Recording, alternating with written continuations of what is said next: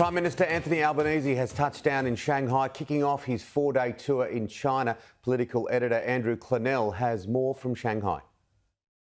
Prime Minister Anthony Albanese has touched down for this historic visit at Shanghai Airport in front of Australian and Chinese flags. He was greeted by the Vice Mayor of Shanghai and the Chinese Ambassador to Australia.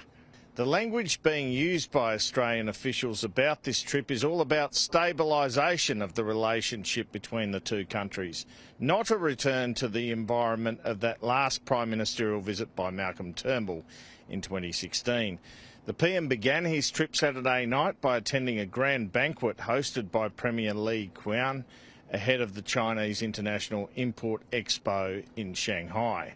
Sunday will see the PM visit that expo, which is being attended by a number of Australian businesses and business leaders.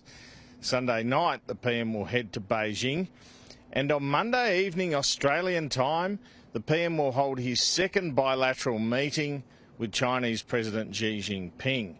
Mr Albanese and Xi Jinping first met at the G20 summit in Bali at this time last year. It's interesting timing for the trip. Just a week or so after superpower rival the US held a state dinner for the Australian PM in Washington. Top of the items of discussion for Anthony Albanese with his counterpart will include trade sanctions, human rights and so-called consular issues such as the continued detention of young Heng Jun. The Prime Minister mentioned this case and spoke of his hopes for the visit generally before he took off from Darwin on Saturday.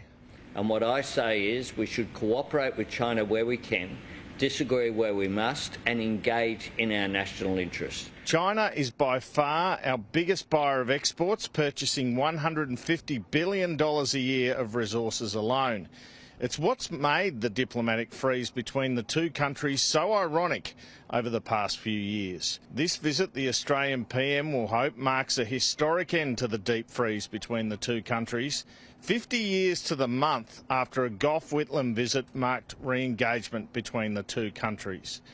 But there's an unmistakable feeling that despite the Chinese welcome, the relationship might be on a defrost setting for some time yet.